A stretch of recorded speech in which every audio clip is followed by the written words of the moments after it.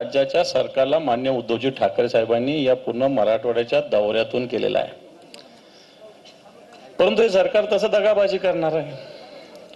यांना दगाबाजी आपल्या पक्षाशी करणारे लोक, दगाबाजी करणारे लोक या सरकारमध्ये, या महाराष्ट्राच्या जनतेशी दगाबाजी करणारे लोक या सरकारमध्ये, आणि मग शेतकऱ्याशी दगाबाजी करणं त्यांना काही फार मोठं वाटत नाही।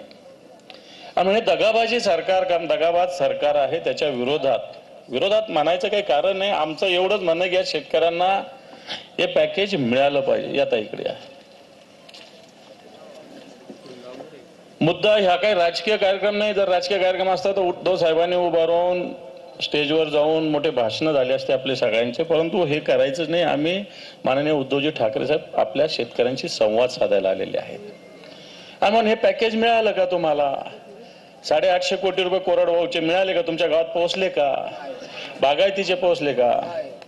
खरडून गेले जमिनीचे 3,47,000 तर नक्की पोहोचले असेल।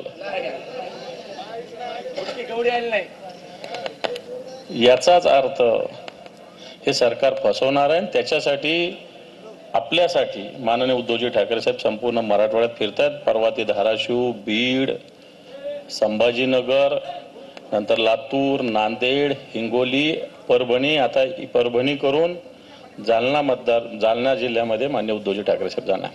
आणि म्हणून आपल्याला मान्य उद्धवजींशी संवाद साधायचा आहे। काही शेतकरी प्रातिनिधिक स्वरूपात आपली भूमिका मांडतील, परंतु त्याआधी आपल्या या मतदारसंघाचे लोकप्रिय खासदार माननीय संजयजी जाधव साहेब आपली भूमिका मांडतील, आणि नंतर शेतकरी बोलतील, आणि मग उद्धवजी बोलतील। माननीय बंडू जाधव साहेब।